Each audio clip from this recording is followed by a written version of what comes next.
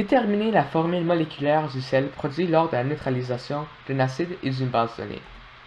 Donc, le concept de neutralisation acido-basique, c'est un acide plus une base qui va donner à la fin un sel plus un eau. Mais avant de pouvoir trouver notre sel, il y a deux concepts de base qu'il faut savoir. Premièrement, il y a les acides, qui sont des hydrogènes suivis d'un non-métal ou des groupes d'atomes, soit des ions polyatomiques. Mais il y a des exceptions, par exemple la formule moléculaire du vinaigre qui se termine par un hydrogène, mais qui est en effet un acide. Il y a aussi les hydrocarbures qui ne sont pas des acides, par exemple le CH4, donc il faut faire attention.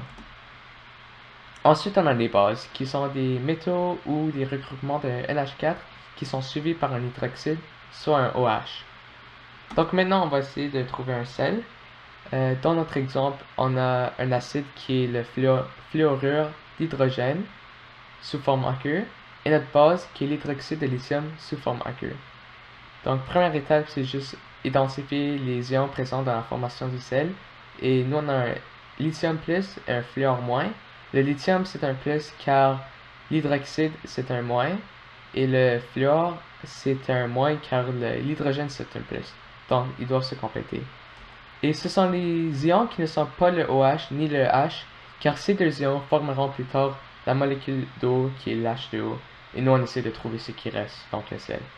Ensuite, ce qu'on va faire, c'est trouver combien d'ions de chaque sorte il faut avoir pour pouvoir avoir une charge globale nulle.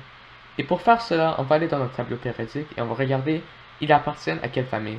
Donc le lithium appartient à la première famille, donc ça veut dire que c'est un donneur. Et ça donne un électron. Donc, on va avoir un ion de Li+, de lithium+, et on va regarder le fluor qui lui, c'est un receveur. Et ça reçoit un électron car c'est sur la 7e famille.